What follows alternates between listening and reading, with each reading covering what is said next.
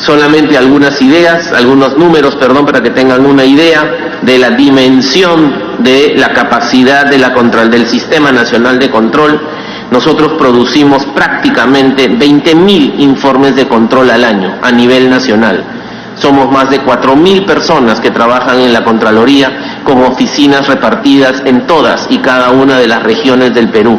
Y en el marco del proceso de reforma estamos absorbiendo administrativamente las oficinas de auditoría de todos los municipios y de todas las regiones, con lo cual la Contraloría al cierre de este año va a tener 196 oficinas en cada una de las municipalidades provinciales de nuestro país. Y de esa manera, con esa presencia y con el cambio en el enfoque de control, esperamos sinceramente que los problemas de inconducta funcional, de corrupción y sobre todo la gran percepción y realidad de impunidad que se vive en la gran mayoría de nuestro territorio debería mitigarse de manera sustancial a partir del Bicentenario.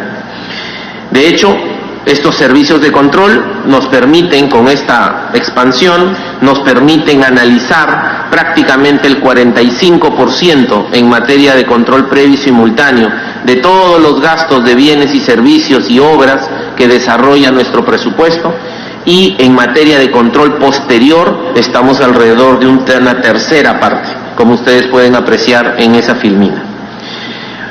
Este año nos hemos empezado ya a preocupar de manera más sistemática en cuál va a ser el aporte del sistema de control desde la perspectiva de su competencia a el nivel de bienestar directo de la población. Y es por eso que hemos empezado, la siguiente por favor, a medir la contribución de los servicios de control al cumplimiento de los ODS, de los Objetivos de Desarrollo Sostenible y de la Agenda 2030. En primer lugar, haciendo un mapeo de cuáles son esos 17 objetivos y qué hemos hecho en cada uno de ellos, y de esa manera para este año programar, por ejemplo, mayores intervenciones en el objetivo relacionado al tema del fin de la pobreza, al tema de igualdad de género, al tema de la vida submarina, la vida de los ecosistemas terrestres, es decir, todo aquello vinculado al aspecto ambiental, cosa que en el último año 2018 no se ha podido hacer. Y estos, la siguiente, pueden ustedes apreciar ahí, ¿no? Perdón, lo anterior. Una serie de servicios de control vinculados directamente a mirar cuál es el real nivel de cumplimiento por parte del Poder Ejecutivo y del Estado en su conjunto de cada uno de esos, la siguiente por favor, de esos ODS, ¿no? La siguiente. Por ejemplo, ahí se ilustran el operativo del buen inicio de año escolar, que nos permitió visitar casi 3.000 colegios a nivel nacional, de los miles de colegios que existen en una muestra representativa, y que de hecho la próxima semana ya hemos solicitado una reunión con la ministra de Educación y con el primer ministro y el ministro de Economía para poder ver cuáles son resultados de este operativo y de esa manera puedan tomar las acciones correctivas necesarias para mejorar el desempeño escolar en nuestro país, en todas las regiones. La siguiente. Finalmente, la Contraloría, como les decía, y ya con esto culmino, tiene una capacidad sancionadora. Todo funcionario público en el Perú está sujeto a 3 tipos de posible responsabilidad, producto de lo que hace o deja de hacer en su función. Puede tener una responsabilidad penal, porque comete un delito, puede tener una responsabilidad civil, porque ocasiona un perjuicio económico para el Estado. En ambos casos, esa responsabilidad, que si bien es cierto, es identificada en las auditorías de cumplimiento que se desarrollan, esas responsabilidades son en realidad procesadas y sancionadas estrictamente por el sistema de justicia, ¿no? Sin embargo, lo más común es encontrar responsabilidades administrativas, es decir, funcionarios que infraccionan la norma. Pero además, también hay que ser conscientes que muchos casos de corrupción en el Estado empiezan con una responsabilidad administrativa, porque el hecho corrupto se gesta en un procedimiento administrativo concreto. Y en ese sentido, la Contraloría tiene la capacidad sancionadora, que ya a raíz de una última sentencia del Tribunal Constitucional ha sido ya constitucionalizada. Es decir, y ahí también quiero aprovechar, congresista Miyashiro, si me permite, hacer la exhortación al Congreso a través de la comisión que usted preside, a poder aprobar lo más pronto posible, discutirla y aprobarla, este proyecto de ley que elimina el vicio de inconstitucionalidad que existía en una de las leyes que crea el procedimiento sancionador y que fue materia de una larga discusión, incluso un debate público, ¿no?, de gran conocimiento público que hubo las semanas pasadas entre la Contraloría y el Tribunal Constitucional de nuestro país. Es fundamental que ese proyecto de ley pueda ser debatido y aprobado cuanto antes para evitar cualquier vacío legal en la realización de estos procesos administrativos sancionadores, que dicho sea de paso han permitido en lo que va del año 2019, incluyendo enero del 2018, han permitido sancionar a más de casi 6.800 funcionarios públicos a lo largo y ancho del territorio, que han cometido una serie de infracciones y vulneraciones a las normas de contrataciones, de inversiones, de presupuesto y de personal fundamentalmente. Dicho esto, señor presidente, señores invitados, les agradezco mucho su atención y quedamos más que dispuestos a seguir conversando respecto de las características del Sistema Nacional de Control en el Perú. Muchas gracias. Gracias, señor Contralor General. Quiero registrar la asistencia de la señora congresista Richard Arce, Carlos Domínguez, Guillermo Martorell, y dar la bienvenida a nuestra congresista María Melgarejo, que nos está acompañando. Con relación a lo expuesto por nuestro Contralor General, ha hecho referencia a un proyecto de ley que ya tiene varios meses esperando ser debatido en el Pleno del Congreso. No he hecho referencia a este proyecto de ley en razón de que no está aún aprobado. Sin embargo, el contenido de este proyecto va a marcar diferencias sustanciales y va a dar mayor capacidad operativa, amparados en la norma, para que nuestra Contraloría General pueda ejercer un mayor control. ¿Alguno de nuestros distinguidos invitados desea hacer uso de la palabra?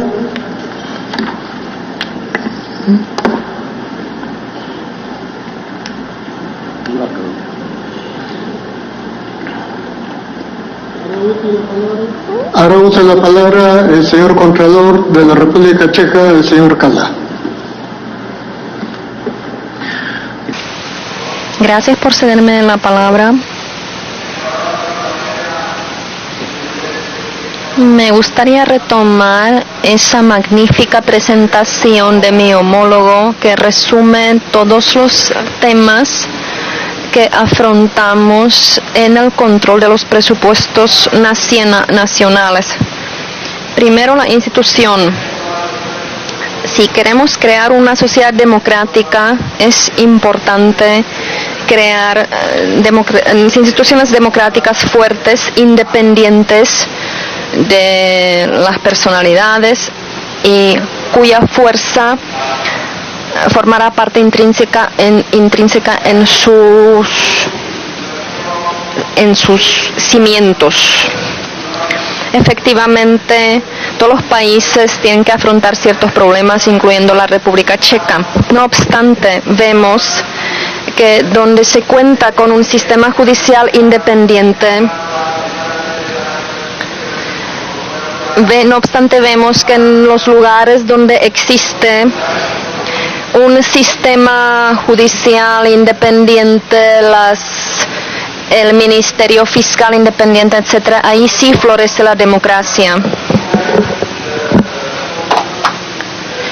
Quiero poner de relieve que nuestra actitud no implica de forma automática ese criterio independiente. Siempre existirá una relación entre el gobierno y la Contraloría. Obviamente nuestro presupuesto se aprueba en el Parlamento, no obstante, la coalición del gobierno siempre cuenta con su mayoría en el Parlamento o en el Pleno. Que la fuerza de la institución siempre depende de cierto respeto por parte del gobierno y la coalición del gobierno para que no crucen ciertos límites que tienen que ver con el sistema judicial, con el Ministerio Público o la Contraloría General. Otro tema clave. Nuestro homólogo dice que cada vez que aparece una oportunidad económica en nuestro país, un crecimiento, siempre nace la corrupción. Efectivamente, también conocemos esa situación.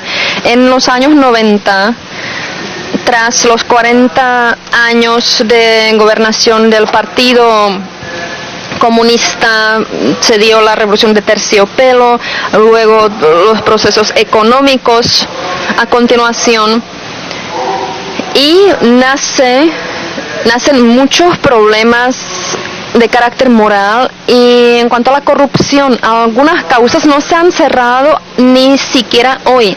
Sí, es cierto que algunos casos, aunque es la minoría, terminaron ante los jueces.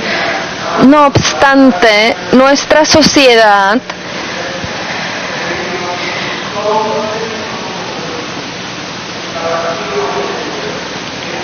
dejó de confiar en la democracia en su conjunto, aunque esos procesos facilitaron nuestro nuevo camino. Pueda que no se dieron casos tan importantes, pero sí destruyeron la moral de la sociedad.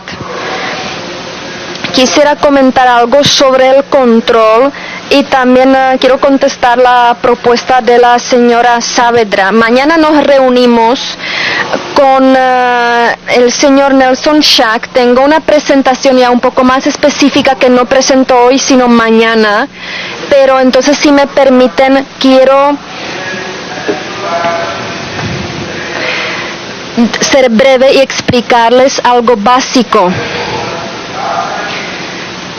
¿Cuáles son los principios básicos del control? La primera pregunta básica que debe plantearse cualquier contralor, no solamente a nivel público, sino en las auditorías públicas. ¿Qué es el objetivo del control y cuál es su objetivo? Un ejemplo, durante varios años tratamos de controlar el sistema de sanidad de la República Checa. Realizamos muchísimos controles en cuanto al seguro, de cómo podemos cobrar el seguro por parte de nuestros pacientes, de cómo podemos pagar los medicamentos. Y tan solo cuando aprendimos y cuando empezamos a tener más experiencia, ahí sí tan solo empezó a nacer el primer éxito, que también nos señaló el problema clave que no se veía al principio. Y es que nos dimos cuenta de que el suministro el suministro de medicamentos y otro material sanitario cuenta con muy poca transparencia, y no hemos sido capaces de comprobar que se trataba de la corrupción porque no era el área de nuestra labor, pero sí señalamos cuando se hizo una comparación de 9 hospitales grandes, que un hospital compra un equipo, por ejemplo, un equipo necesario para la cardiología, entonces compra 3 veces más caro que otro hospital. Y entonces algo así se comprobó en miles y miles de partidas, y llegamos a millones y millones de coronas. Y entonces señalamos que las compañías de seguros incumplen sus deberes en cuanto a los hospitales, el Ministerio de Sanidad tampoco cumple lo que debe cumplir. Y las grandes farmacéuticas inducen prácticas negativas de carácter comercial, por ejemplo, ofrecen descuentos, bonos, eran poco transparentes y su sistema era súper costoso y tampoco pudimos comprobar el beneficio para el beneficio. Una serie de dichos controles nos conllevó a tomar varias medidas por parte del Ministerio de Sanidad. Uno de ellos, y muy importante, se creó el registro que nos permite controlar mucho mejor dicho campo. Es decir, lo primero es lo más difícil para la labor del auditor, fijar de forma correcta cuál es el objetivo de este control en que debemos centrarnos. Otro tema, la metodología. El auditor tiene que fijar su metodología de su actitud. La metodología tiene que cumplir con los estándares, tiene que ser imparcial, profesional y tiene que comprobar que dicho fenómeno, el fenómeno que queremos estudiar, pues entonces existe.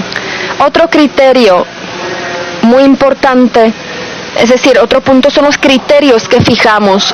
El auditor tiene que fijar de forma correcta los criterios para evaluar si dicho asunto es correcto o es incorrecto. Es decir, esto es correcto, esto es incorrecto. ¿Por qué lo comento justo en este momento?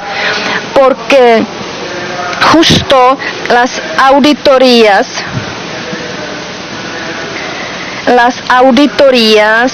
que justo están en los pañales aquí en el Perú, justo cuando se empieza a fijar los criterios, es lo más difícil. Porque si, por ejemplo, queremos ver si alguien cumple la ley o no, pues no es tan difícil. Si queremos ver si alguien hace bien las cuentas o no, pues bien, no es tan difícil. Pero averiguar si alguien compra por 100 y eso es barato o no, es correcto o no, esto realmente es muy exigente y muy complejo. Así que, como somos conscientes de esa situación y para poder realizar dichas auditorías necesitamos fijar de forma correcta la metodología, tenemos que contar con los criterios correctos y ahí nos damos cuenta de que no siempre podemos comparar 3 hospitales o 3 colegios o 3 oficinas, sino que en algunos casos hay que compararse a nivel internacional. Y hemos logrado en la construcción de las autopistas comparar las autopistas a nivel internacional. Comparamos la construcción de nuestras autopistas con la construcción de autopistas en Alemania y se ha comprobado que en algunas autopistas se construyeron mucho mejor y más baratas en Alemania. Entonces, estos resultados también luego abren otros caminos. Cuando se repiten algunos controles, tras 4 años se comprobó que en la República Checa disminuyeron los precios de la construcción de las autopistas, incluso un 50%, así que es un resultado excelente. Y ahora llego al último punto que quiero comentar hoy, porque si no nos tocaría estar aquí hasta mañana. Y quiero hablar sobre el impacto de nuestra actividad de control. Es decir, no realizamos el control por el bien nuestro, para entregar un informe de auditoría bien bonito, no, o los resultados, y luego es archivarlo en una biblioteca y admirarlo, no. ¿Por qué realizamos los controles? Porque queremos que eso cause cierto impacto cuando vuelvan a comprar en los hospitales los medicamentos para sus abuelos, para sus hermanos, entonces que en un futuro sí compren de forma correcta, compren los medicamentos necesarios, que no deben estar caducados y deben ser medicamentos eficientes que sí ayuden a la población. En un futuro sí, entonces vuelven a construir una autopista, entonces no es que luego sobornen a un funcionario del Ministerio de Transporte, o cuando hablamos de la educación, cuando equipemos nuestros colegios con computadoras, escuelas y les facilitemos el acceso a Internet, entonces de verdad que podamos brindar lo mejor que podamos encontrar en cada instante para nuestros niños. Esta es la misión del servicio público, porque el impacto es lo más importante. Es importante cambiar la práctica, que es importante que nazcan los cambios. Claro, existen otros impactos. Obviamente tenemos un acuerdo con el Ministerio Público, también levantamos denuncias, también mediante nuestra Comisión de Contraloría, que se informe en nuestros ministerios sobre los cambios realizados, sobre las medidas adoptadas y que implican dichas medidas. ¿Por qué comentó todo eso y en este contexto? Tras escuchar las palabras del presidente Shak, es que ya podemos enriquecernos en este momento, porque quizás los precios de las autopistas precios son diferentes porque aquí tienen altas montañas o construyen en la selva, o el precio de la mano de obra es diferente y no se puede comparar. Pero no hace falta comparar solamente los precios. Podemos buscar otros criterios. Por ejemplo, ¿qué es lo que vamos a controlar en cada obra? ¿Y qué metodología vamos a aplicar? Y esa metodología es idéntica. Da igual si queremos construir las autopistas en el Marte. Muchísimas gracias. Muchas gracias, señor Cala. Conforme. Agüita para el intérprete. Vamos a ceder el uso de la palabra al señor diputado Román Kubitschek, presidente de la Comisión de Fiscalización de la Cámara de Diputados de la República Checa.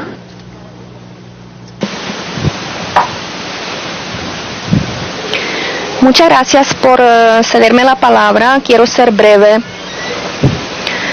porque yo creo que el señor Kala ha comunicado lo más importante. No obstante,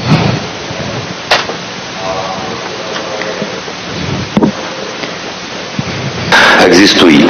Nejsou tak markantní, nejsou v takové výši, ale nedávný případ.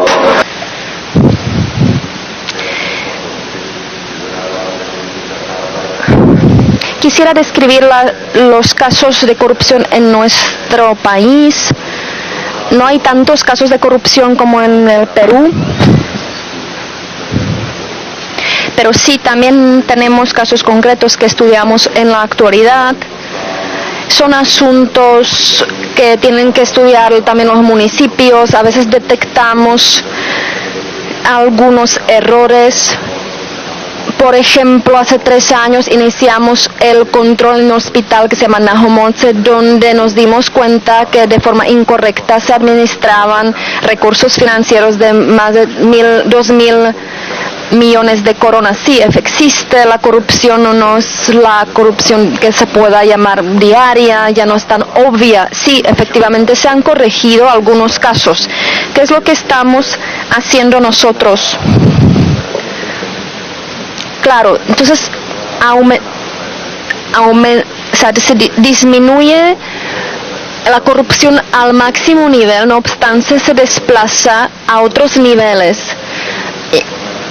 Y a veces cuesta encontrar algunos casos concretos, y por eso precisamente ese sistema que también comentan de que un ciudadano común tiene acceso a los diferentes registros en su domicilio, así que es importante ofrecer herramientas a los habitantes. Nuestros municipios también ahora trabajan con el sistema de los presupuestos públicos abiertos y también transparentes.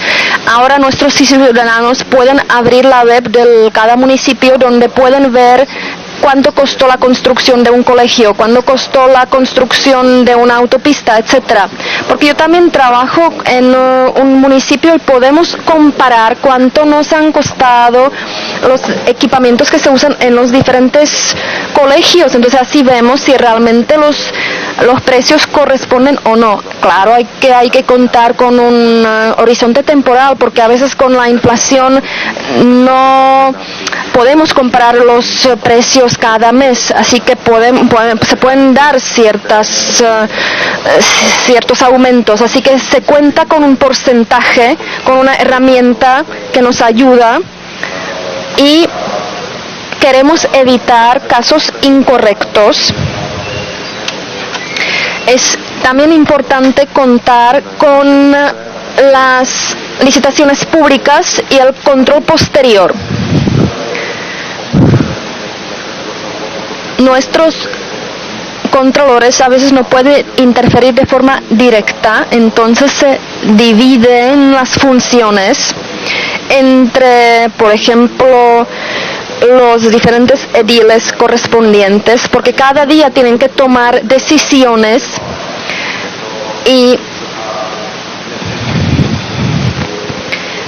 no obstante se tratan de sumas inferiores, es decir, las competencias se limitan y de todas formas hay que comunicar las decisiones tomadas a la presidencia y a la alcaldía para que tengamos un control. Y ahora también todos los datos son públicos, se publican en la web. Claro, a veces cuesta comparar. Al escuchar la charla, las palabras del señor Schack, ya veo que las competencias del señor Kala son diferentes, porque en algunos ámbitos utilizamos otros sistemas de control. Por ejemplo, existen comisiones de control, existe el sistema de Hacienda que lo realiza. También existe la ley sobre que evita el conflicto de intereses. Los políticos, antes de entrar en algunas actividades, tienen que firmar una declaración donde emiten que no forman parte, por ejemplo, de una licitación, etcétera. La ley nos obliga a publicar todos los ingresos que tenemos fuera de la vida política. O sea, yo como político tengo que publicar los ingresos que tengo en una web que tiene el Ministerio de Justicia. Claro que no es desagradable, pero yo creo que pues a veces son casos poco gratos. Sé que el presidente dispone de una viña y claro, publicar todos los datos no siempre es agradable, pero claro, también existen otras leyes que nos facilitan muchas herramientas. Existe la ley sobre las licitaciones públicas y hay que publicar todos los contratos, salvo algunos casos muy, muy particulares. Pero los números, o sea, los datos, las cifras, todo eso es público.